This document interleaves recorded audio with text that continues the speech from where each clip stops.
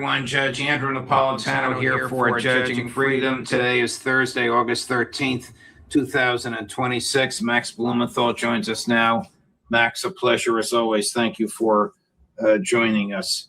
Has Israel manipulated Donald Trump yet again? What is the backstory on the so-called Israeli intelligence about the so-called Iranian plans to attack Air Force One? Well, if we look at this story, we can kind of see a microcosm of how the entire war on Iran unfolded. This is why the U.S. is still imposing a protracted war on Iran right now, primarily an economic war, which has devastated the global economy. And, ask anyone in real estate in the United States about interest rates right now, and it goes directly back to this war. So why did this happen? It's because Israel manipulated a demented, intellectually challenged, amoral, deeply corrupt president into waging this war over a period of years. So everyone is now finally talking in the mainstream media about this campaign of manipulation.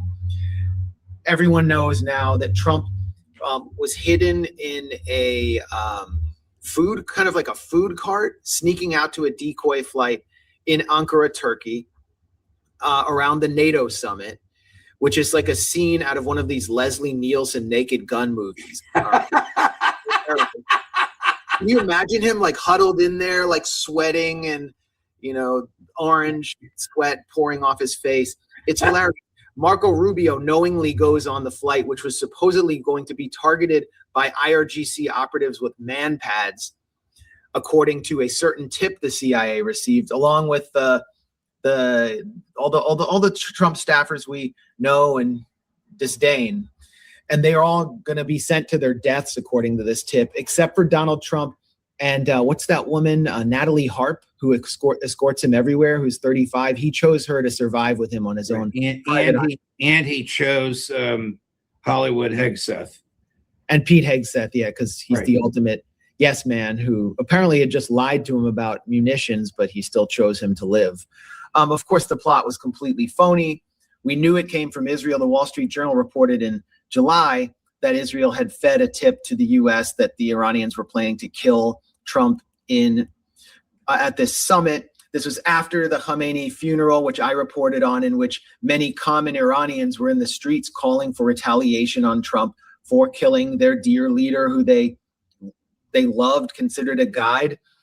I interviewed Iranian leadership about whether assassination was actually a policy now. And, to a person, they told me, no, our policy is to keep the Strait of Hormuz closed until we receive restitution for this war and justice, and to debasify, to remove U.S. bases from the region. That's our retribution.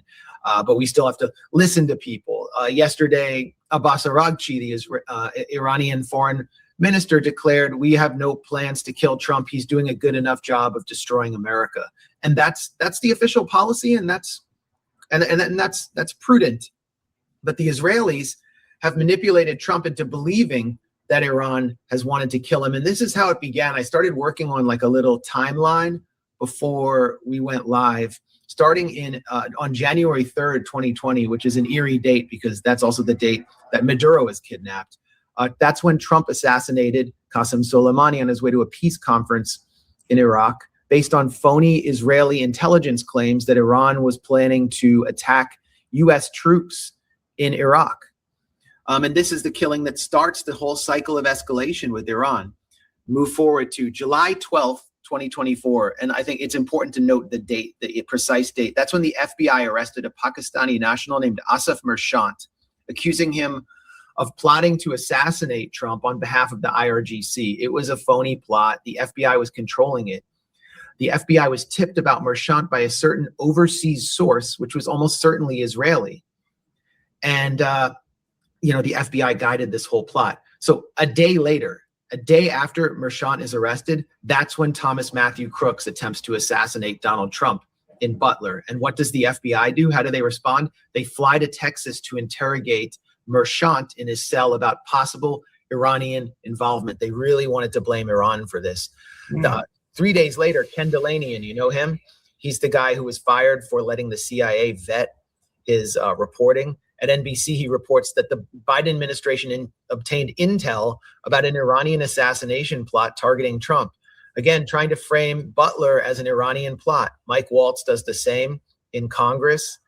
The FBI feeds a phony threat weeks later to Secret Service, claiming the same thing that Israel just said. This is on the 2024 Trump campaign, that IRGC operatives are inside the United States with man pads planning to take out the president. So this prompts Trump to take his first decoy ghost flight back in 2024 on Steve Witkoff's private jet, while the rest of his campaign is supposedly sent to their deaths on Trump Force One. It was, of course, a phony plot.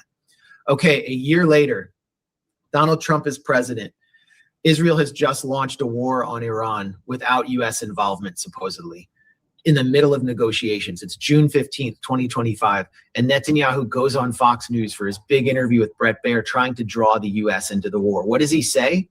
He says, Iran, in his words, tried to assassinate the president twice, referring to the attempts at Butler and Mar-a-Lago. Completely false, completely bogus. And then we have February 2026, when Netanyahu comes into the White House, sits in the Situation Room at the head of the table with Trump on the side, and provides Trump with more phony intelligence on how he needs to kill Ayatollah Khamenei and and Iranian leadership, and starts the war. The war was started based on this phony Israeli promise that regime change would ensue soon after these decapitation strikes. And now here we are. Iran is stronger than ever. It's emerging as a global power with the Strait of Hormuz closed. Its population is incredibly angry and indignant about that killing. They want revenge, and Israel has manipulated Trump all over again. And remember what Trump said after he killed Khamenei on February 28th, 2026. He said, I got him before he got me, indicating that Trump believes all the phony Israeli intelligence. So why wouldn't they have manipulated him again? But now the CIA has come out to the Washington Post and said this was we have low confidence in this Israeli intelligence, and they're leaking to mainstream media, to the Washington Post and New York Times, that Israel is manipulating Trump to keep him in the war. And there's another reason why Israel fed this phony intelligence to the Secret Service. It was to escalate against the host of the NATO summit, Turkey, and to prevent them from getting S-400 anti-aircraft systems from Russia and the F-35 from the United States, which Trump had promised them. So Israel's manipulating on a whole host of levels in order to keep Trump in the war, and now to escalate against a NATO member state. How does he reject the advice and guidance of his own CIA? What does he say to Ratcliffe, who's pretty much a lackey of his, when he prefers the absurdities of Mossad to the investigation of his own intelligence people? Yeah, I think it's really sad that, during the Iraq War, there was Ambassador Joe Wilson, someone who emerged from the national security and diplomatic establishment, who emerged as the whistleblower of the war and blew the whistle on the phony claims of, yellow cake from Niger and the right. There's no one like that in this war.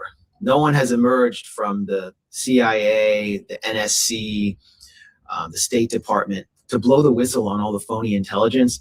But now, as I said last week, the White House is leaking like a 19th century submarine. And I mean, there's a cowardice within the national security state in their failure to stand up to Israel. They were advising against this war from the beginning. The Pentagon Joint Chiefs were against the war. Dan Kane was leaking from the beginning, but Dan, he was leaking that there aren't adequate munitions before the war was even launched. His career should be destroyed, along with Bradley Cooper's. Their reputation should be destroyed. It is.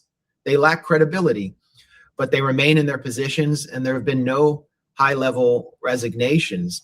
So, it's basically a bunch of cowards and war criminals in the national security state being plied by a tiny little apartheid state and its cutouts in and around Trump, who are funding Trump to the hilt, Miriam Adelson being one, Donald Trump listening to them, and them being prepared to say, well, we were just following orders. Where else did we hear that? Nuremberg. Right. Now, you talk about senior military officials being fired. Shouldn't the captain of the USS Abraham Lincoln be fired for the deplorable conditions that he's putting the young soldiers and Marines through?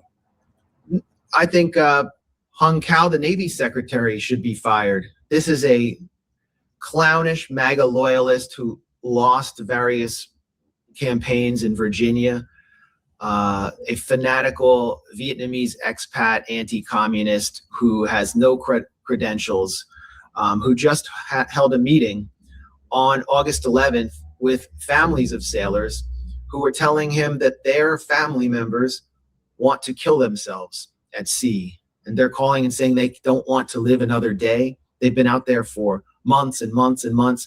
They're not getting any fresh food. They're eating like pieces of stale bread with Velveeta. They're not able to contact their family members. They're certainly not able to see them. And now we learn from Stars and Stripes and Military Times that members of sailors on the USS Abraham Lincoln are jumping overboard or attempting to jump overboard.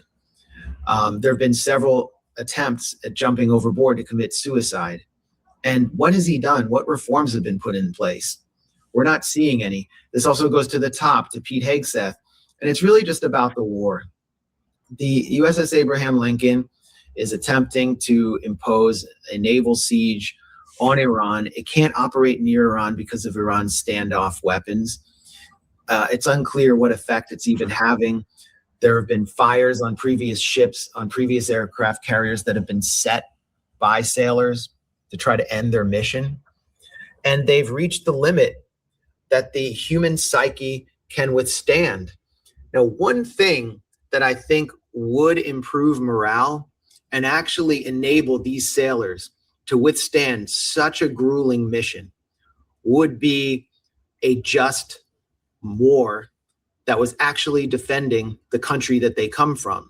Right. And I think that's the subtext here, is these sailors know they're fighting a failed war for a psychotic little apartheid state that controls the president that is not the United States. They know, but they can't say that publicly. Iranian sailors and members of the Iranian Navy and IRGC that are, getting bombed in the south around Sirak and Qasem Island and all around the Strait of Hormuz, they're eating a similar diet. They get like 2 hard-boiled eggs and a piece of bread a day. Actually, some sailors put out on social media that that's their diet, but they know they're defending their country. Their morale is high because they know they're actually fighting for a cause they believe in. And so that's the subtext in the issue here, is these sailors know they're fighting for absolutely nothing in a glorified mercenary army, and their needs and their psychological and basic physical needs are not being cared for. They're just cannon fodder for Israel. It's Andy, General Counsel of the DNC. I'm here with an urgent report. Yeah, so it's just we can clearly see that Trump has been compromised in so many different ways in entering this war, not sticking up for the American people, and looking at the assassination attempt on him and him stopping the investigation of Thomas Crooks, or of the investigation as a whole. Yeah, it just shows how compromised Donald Trump is as the president of this great country. That this tiny little country, Israel, controls our president. It's just shocking. So tell me what you think. Comment down below, and don't forget to like and subscribe to the channel. Thank you very much. We'll see you again next time. Peace.